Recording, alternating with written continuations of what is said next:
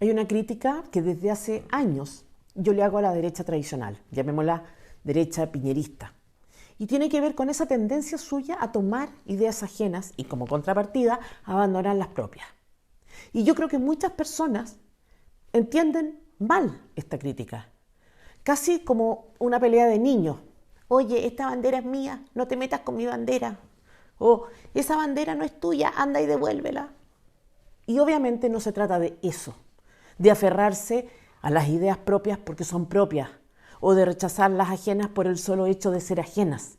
Esa actitud es de fanáticos y de sectarios. Y yo al menos no puedo estar más lejos de eso. El problema de sumarse a causas que la ultraizquierda promueve es que esas causas vienen siempre, indefectiblemente, asociadas a una propuesta tramposa que supuestamente resuelve urgencias sociales, pero que en realidad concentra la mayor cantidad posible de poder en el Estado, es decir, en la clase política. Por eso es tan relevante aprender a detectar las trampas, porque las discusiones no tienen que ver con si llevamos primero agua o electricidad a una urbanización, o si priorizamos tal o cual necesidad, en cuyo caso ceder o negociar podría ser razonable. No. En cada propuesta de la extrema izquierda hay una trama de poder, y mientras la derecha no sea capaz de ver lo que hay detrás de lo que aparece o se nos muestra en primer plano, será imposible detener a esta gente tóxica que nos gobierna hoy y que a pasos agigantados, por lo visto, está desplegando sus tentáculos en el aparato estatal. Detrás de la paridad, de la recién instalada Comisión de Restitución de Tierras Indígenas, de la reforma tributaria o con su nombre nuevo, el Pacto Fiscal, detrás de sus propuestas en educación, en salud y vivienda, detrás de todo hay un plan y solo se puede desactivar si se comprende. De eso vamos a hablar hoy en nuestro resumen semanal, del plan. En cierto sentido lo sabíamos. Recuerdo que con mi equipo comentábamos antes del plebiscito que iba a ser muy difícil enfrentar el activismo que probablemente el gobierno enquistaría en el Estado para promover el apruebo. Daba impotencia además porque pensábamos que si bien íbamos a poder destapar la olla en algún momento, seguramente sería muy fuera de tiempo. El hecho es que lo que se hizo público esta semana, gracias a una investigación de BioBio, superó con creces nuestra imaginación. 3.000 millones de pesos, referidos solo a transferencias realizadas por la Seremía de Vivienda de Antofagasta. Razonablemente se puede presumir que hay mucho más, que fueron en beneficio de fundaciones relacionadas directamente con Boric o personas de su entorno, cuyas funciones son completamente inespecíficas y que recibieron, sin embargo, montos altísimos y que han tenido un rol político partidista muy activo, tanto en la campaña del apruebo como en apoyo del propio Boric. Están robando y con un caradurismo absoluto. Porque eso es, presidente Boric, un robo a los trabajadores chilenos. ¿Y cuál es la trama acá? A ver, el escándalo se desata el viernes pasado con Catalina Pérez, diputada y expresidenta de Revolución Democrática, partido fundado por Giorgio Jackson, que se ve envuelta en un trío. Un trío compuesto por su ex jefe de gabinete, su pololo y ella. Todos militantes del mismo partido, Revolución Democrática. Reitero, el partido de Giorgio. Nuestra escala de valores y principios en torno a la política no solo dista de, obviamente, el gobierno anterior, donde nosotros éramos oposición. En ese trío, el ex jefe de gabinete de Catalina Pérez le transfiere 426 millones de pesos desde la Subsecretaría de Vivienda, que es donde trabajaba, a la Fundación Democracia Viva, de la que el pololo de Catalina Pérez, y a su vez militante del mismo partido, es representante legal. ¿Y a qué se dedica esta Fundación Democracia Viva? Lo más preciso que he podido encontrar en medios de prensa y páginas oficiales es hacer, comillas, diagnósticos y mejoramiento de la habitabilidad primaria. De nuevo, esta gente con su palabrería vacía. Lo insólito es que el Servicio de Impuestos Internos ha confirmado que esta fundación ya se había adjudicado 270 millones cuando ni siquiera tenía giro de obras. El hecho es que cuando se devela esta teleserie, Catalina Pérez es interpelada, obviamente, por la prensa y sus pares, a raíz de su eventual participación en este trío. ¿Y qué hace ella? Se victimiza y recurre al comodín del machismo. Ella, como mujer, no tiene por qué dar explicaciones de lo que hagan ellos, dos hombres adultos. Pero lo que yo no me parece ni estoy disponible a aceptar es que una mujer que ha construido su carrera política a punto de muchísimo esfuerzo tenga hoy día que responder por actos de hombres adultos. Y para marcar distancia o desmarcarse de ellos, se refiere a estos dos hombres adultos, uno ex empleado suyo y el otro pololo, como don Daniel y don Carlos. Noten la sutileza. Si lo trata de don, no debe tener nada que ver con ello, aunque haya sido jefa de uno y siga siendo polola del otro. La verdad, diputada, es que acá da igual si usted es mujer biológica, trans, heterosexual, lesbiana, poliamorosa. El problema tiene que ver con una eventual malversación de fondos públicos y si usted es considerada parte del esquema, es debido a su militancia y cercanía personal y profesional con los hombres en cuestión. Que usted sea mujer y ellos hombres es completamente irrelevante en este contexto. En todo caso, en la sección Datos Freak sobre la Fundación Democracia Viva, les presento a su flamante directora de comunicaciones. Hace paso del lean, yo le echo todo hielo, mi cuello el de los míos frío, como los bajones de 1000. En fin, este ex jefe de gabinete de Catalina Pérez y ex tesorero de Revolución Democrática, para que no nos perdamos, el partido de Giorgio Jackson, el de los estándares morales superiores, se abstrae, porque Democracia Viva no fue la única entidad favorecida. Rápidamente mencionaré algunas. Asociación Campamento de Ideas. ¿Cuánto? Casi 800 millones. Fundación Procultura. 500 millones. Su director ejecutivo y socio fundador, Alberto Larraín Salas, amigo personal de Boric, que en algunas de sus publicaciones en redes sociales dice cosas como más que nunca cariño y admiración por Gabriel Boric. Los amigos son la familia que uno elige. Otro comentario en redes sociales. Imposible no estar más orgulloso de Gabriel Boric y agradecido por su vida. Otro dato curioso de esa misma fundación. Irina Karamanos trabajó ahí por un año. Hola chiques, estoy junto a Irina Karamanos, estamos cerrando la mesa del gobierno respecto a derechos laborales y seguridad social de la población LGBT. Fundación Urbanismo Social, ¿cuánto recibe? 577 millones. Han participado de sus eventos varios miembros del gobierno y afines. Carlos Montes, Claudio Rego, Carolina Leitao. La página de la fundación hizo campaña por Boric, celebrando el triunfo, e hicieron defensa del contenido del texto de la Convención Constitucional en materia de vivienda. Pero Contreras no para. 400 millones para la Fundación Cultural Tom Arte, que también hizo propaganda por el apruebo desde la fundación. Educación, Arte y Cultura, Movimiento Fibra, que recibe un monto de 430 millones. Supuestamente se dedica al arte y a la educación, pero recibió recursos desde vivienda, ni idea por qué. En resumen, operadores políticos pagados con fondos públicos. 3.000 millones, solo en Antofagasta. Yo creo que cae en la categoría de milagro que haya ganado el rechazo con la cantidad de funcionarios públicos que había haciendo campaña por el apruebo y las sumas que tuvieron a disposición. Pero la trama no se muestra siempre de manera tan evidente. Por ejemplo, la semana pasada nos enteramos de que el 45% de los niños chilenos, o sea, casi la mitad, tiene conocimientos insuficientes en áreas fundamentales de su educación. Es raro. Pero déjenme hacer un paréntesis antes de decir cuál es mi sospecha. La generación de políticos que hoy gobierna creció y ganó figuración con un discurso centrado en la educación.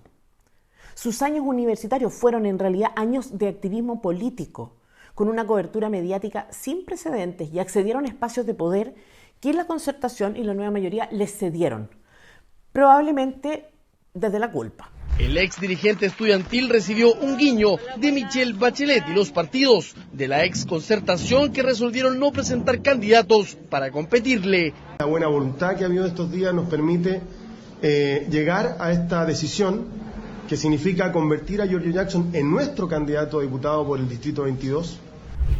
Con el eslogan que eligieron, educación pública, gratuita y de calidad, se hicieron famosos.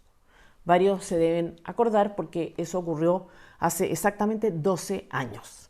Pero las instituciones para mí de educación pública tienen que ser gratuitas, de calidad. Queremos avanzar hacia una educación pública, gratuita y de calidad. Por una educación de calidad, gratuita y para todos los chilenos. La gratuidad fue el gancho electoral que usaron, el anzuelo, la promesa que interpeló y cautivó a miles de estudiantes y familias endeudadas, muchas de las cuales estaban pagando por la supuesta garantía de éxito que ofrecía un título universitario y que estaba quedando demostrado no estaba satisfaciendo las expectativas. Pero volvamos a lo que estimo sospechoso. Fue precisamente desde los años en que estos jóvenes entraron de lleno a la política, 2012 en adelante, que los resultados del CIMSE se estancaron. O sea, los niños chilenos dejaron de avanzar en el ámbito de su educación al mismo tiempo que el grupo político que hablaba de educación llegaba a cargos de poder. Primero en el Congreso, luego en el gobierno. Camila Vallejo, Giorgio Jackson, Carol Cariola, todos los diputados electos. Ante el pueblo y los pueblos de Chile, sí, prometo. ¿Qué fue entonces lo que pasó? ¿Qué es lo que ocurría mientras la palabra educación era la más utilizada en los discursos políticos? Pasó lo de siempre. Ni el Frente Amplio ni el Partido Comunista estaban hablando en realidad de educación. Hablaban de poder, buscaban poder. ¿Qué significa de hecho educación pública? ¿Qué significa educación gratuita? Muy simple, significa educación provista por el Estado y pagada por el Estado, y por tanto bajo el control del Estado. El foco de los jóvenes idealistas no estaba en la educación como tal, sino en convertir al Estado en el proveedor y financista de ese servicio. Era un problema más cercano al poder y a la economía que a la educación. Es cierto que calidad también era parte del eslogan, pero nunca se tradujo o se quiso materializar en alguna propuesta, así es que podemos decir que fue meramente ornamental. Unos años después, la reforma educacional del segundo gobierno de Bachelet, que venía a materializar las principales demandas estudiantiles, tampoco concentró sus esfuerzos en la educación, sino en aspectos aledaños a la educación. Una educación de calidad, gratuidad y sin lucro. Si el problema era realmente la educación, ¿era relevante o siquiera prioritario acabar con el lucro? No. ¿Era eficaz prohibir la selección? Menos. ¿Era garantía de una mejora asegurar la gratuidad? Tampoco. En realidad, los objetivos de esa reforma eran dos y de índole político. Por una parte, aumentar el control del Estado por sobre las instituciones de educación a través de su financiamiento. Yo por lo menos soy partidario de que el lucro se tiene que eliminar en absolutamente todo el sistema. Yo también en principio estoy de acuerdo con que el lucro no debiese existir en el conjunto del sistema educacional y eso es como un objetivo estratégico.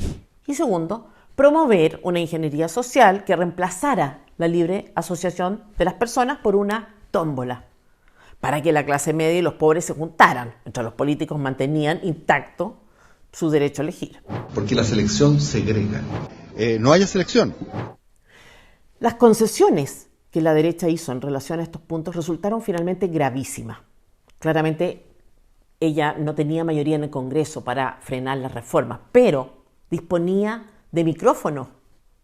¿Vimos acaso a nuestros políticos defendiendo la legitimidad y moralidad del lucro como debían hacerlo los que creen en la libertad de los mercados?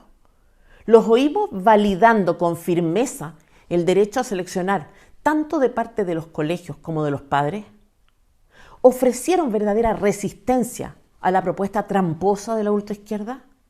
Algunos sí, la mayoría no.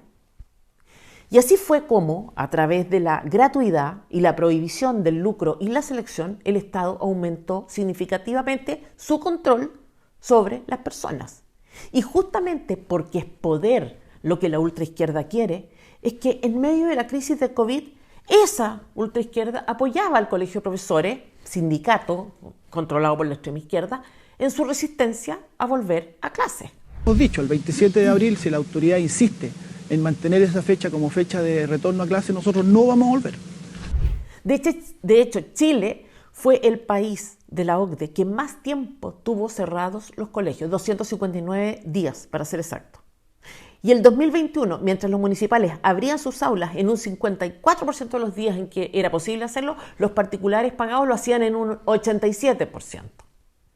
¿Y qué hacían entonces los dirigentes estudiantiles que habían pasado de la Alameda al Congreso?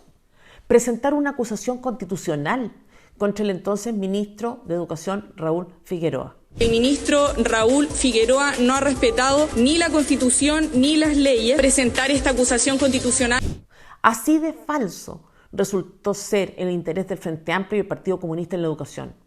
Ni la educación pública, ni el retroceso que los niños iban a sufrir conforme a las advertencias de entidades internacionales, ni la brecha entre ricos y pobres, nada tuvo suficiente entidad como para que estos políticos desaprovecharan la oportunidad de desestabilizar al gobierno de Piñera.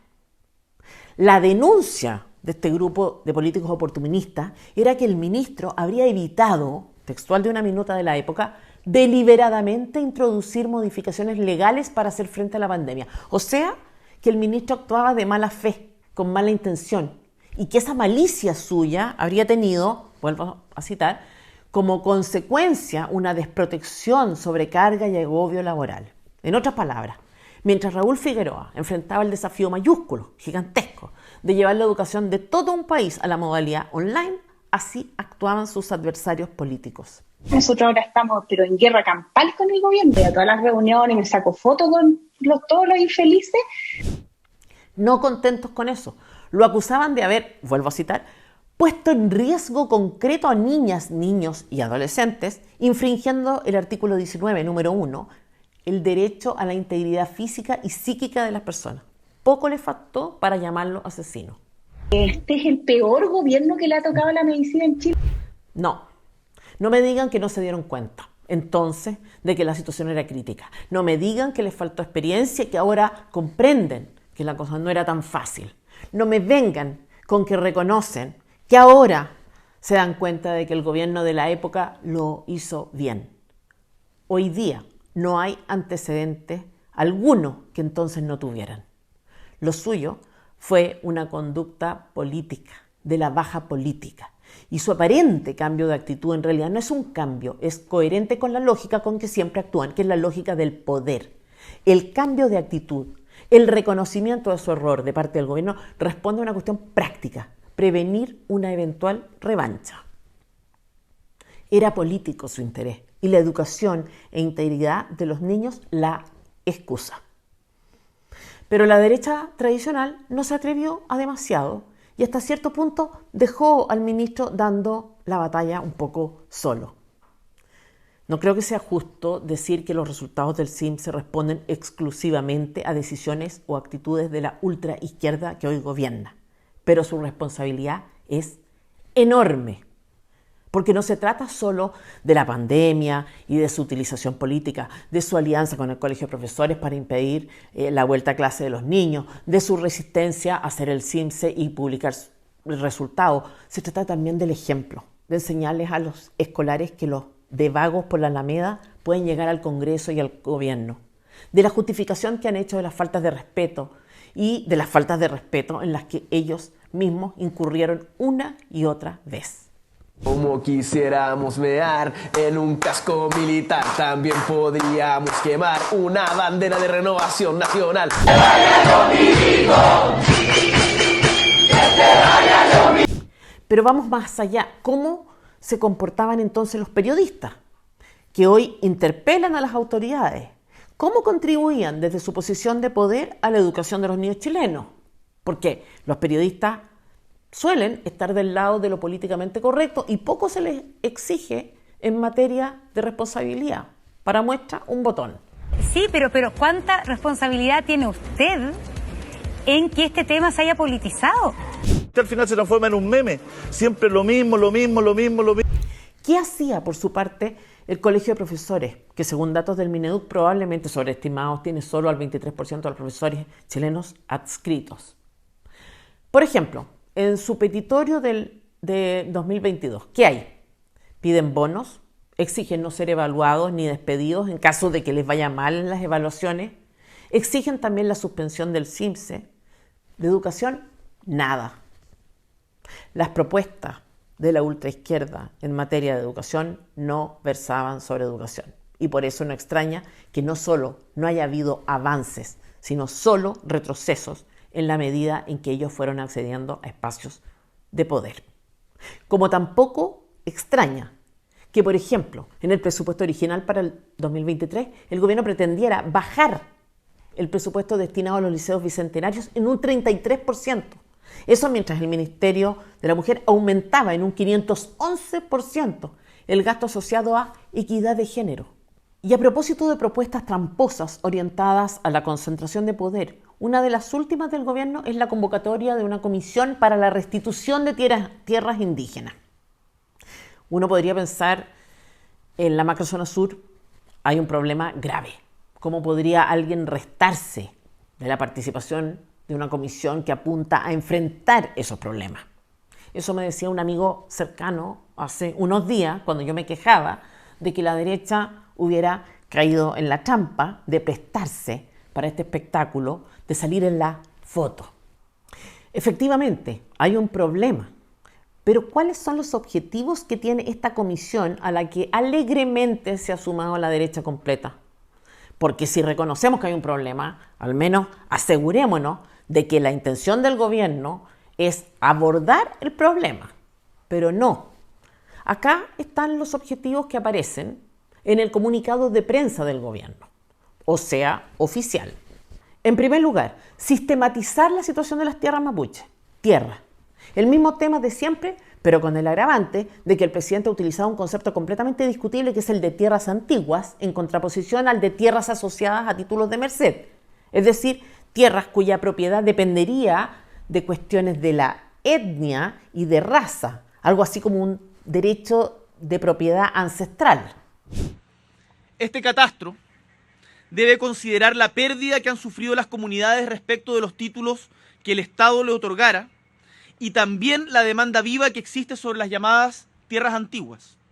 Segundo objetivo de la comisión, definir mecanismos de reparación, modificaciones institucionales, promoción de iniciativas de justicia. En otras palabras, privilegios a grupos determinados en razón de la victimización por hechos que no sufrieron, entregados por quienes ningún daño causaron. Chile dividido de nuevo entre oprimidos y opresores. Es vergonzoso cómo el colonialismo ha atentado y ha atacado el futuro de las naciones originarias. En relación al terrorismo, lo único que asegura la comisión es la creación de un canal de diálogo para víctimas de la violencia. Resulta increíble, por tanto, que la derecha se preste para esto sin hacer siquiera las exigencias que corresponden. Estas exigencias deberán ser: no hay participación de las conversaciones si el gobierno no presenta previamente un plan orientado a reprimir con fuerza a las organizaciones terroristas. No hay participación si no son excluidos de cualquier negociación grupos que hayan participado de actos violentos. No hay participación si las comunidades mapuches reales no envían representantes legítimos suyos que puedan negociar realmente en su nombre. No hay participación mientras el gobierno no defina el concepto de tierras antiguas. No hay participación en la medida en que se pretendan instaurar diferencias entre chilenos sobre la base de la pertenencia o no pertenencia a una etnia. En lugar de eso, ¿qué tenemos en la derecha? A un Chaguán, el 2020, hablando de resignificar el 12 de octubre y eliminar dicho feriado. En el mismo año, a Piñera, mediante un mensaje presidencial, y Felipe Kast, por moción parlamentaria, proponiendo eliminar el feriado de San Pedro y San Pablo y a cambio establecer el Día de los Pueblos Indígenas. Después del plebiscito, a un grupo de Renovación Nacional aprobando la existencia de escaños reservados en beneficio de supuestos representantes de pueblos indígenas en la Convención Constitucional. Hace pocos días, a Beatriz Hevia del Partido Republicano, diciendo que la existencia de escaños reservados no representa para ella una línea roja. ¿Debe haber escaños reservados para pueblos originarios? Yo creo que es un debate que también hay que dar. No tengo a priori una línea roja. O sea, los 17 escaños reservados en la convención anterior, ¿a usted le parecía un despropósito, una desproporcionalidad?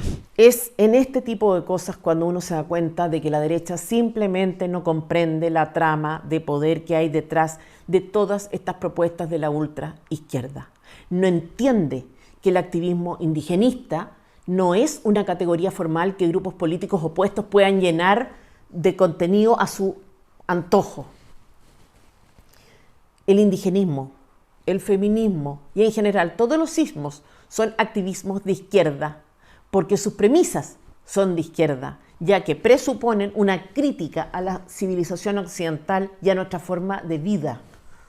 Entonces no se trata de defender las banderas propias porque sí, se trata de defender la verdad y de ver lo que hay detrás de lo que aparentemente es inofensivo, porque la ultraizquierda es cualquier cosa menos inocente.